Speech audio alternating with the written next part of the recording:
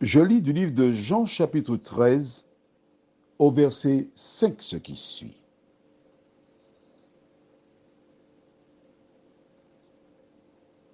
Ensuite, il versa de l'eau dans un bassin et il se mit à laver les pieds des disciples et à les essuyer avec le linge dont il était ceint.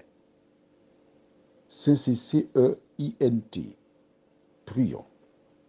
Notre Seigneur et notre Dieu, voici quelque chose de nouveau qui se passe.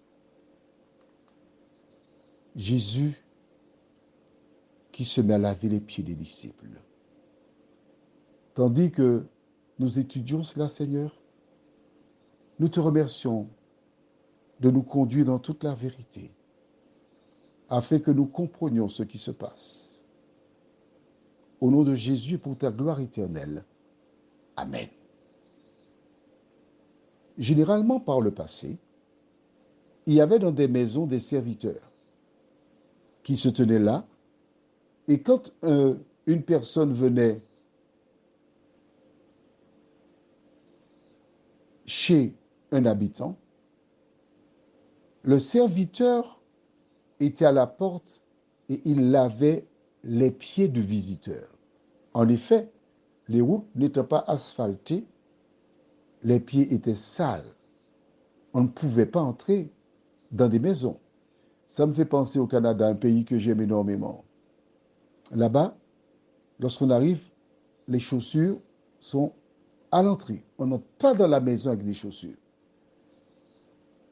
Jésus commence à laver les pieds des disciples. Il fait ce que les esclaves, les serviteurs font. Il lave les pieds et il les essuie. Personne n'a jamais fait cela par le passé. Les disciples sont surpris. Mais ce que j'aime avec les disciples, Jésus fait quelque chose d'inédit, quelque chose qui n'est pas, entre guillemets, normal. Il se laisse faire.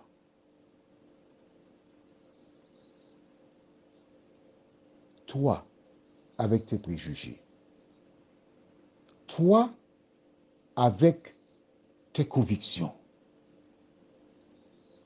que ferais-tu? Accepterais-tu que Jésus te lave les pieds? J'imagine ces disciples surpris par cette action. Car avant cette Pâque, jamais quelqu'un avait lavé les pieds. Des questions fusaient dans leur cerveau. Mais pourquoi Jésus fait-il cela? C'est incompréhensible. La question que je te pose, pourquoi veux-tu chercher à comprendre les choses sacrées qui te dépassent? Je t'invite à regarder ces disciples qui se laissent faire, qui acceptent que Jésus leur lave les pieds. Et toi, quand Jésus vient vers toi par le biais du WhatsApp, quand il te parle, quand tu entends, quand tu comprends ce qui est dit, que fais-tu de la parole? C'est ça la question. Est-ce que tu acceptes cette parole? Est-ce que tu dis, Seigneur, je me laisse faire? Ou bien t'élèves-tu contre la parole? Prions. Notre Seigneur et notre Dieu, à travers l'attitude des disciples, tu nous parles. Merci de nous parler, Seigneur. Merci de nous éclairer. Merci de nous aider à analyser leur attitude et à faire comme nous t'en prions. Au nom de Jésus, pour ta gloire éternelle. Amen.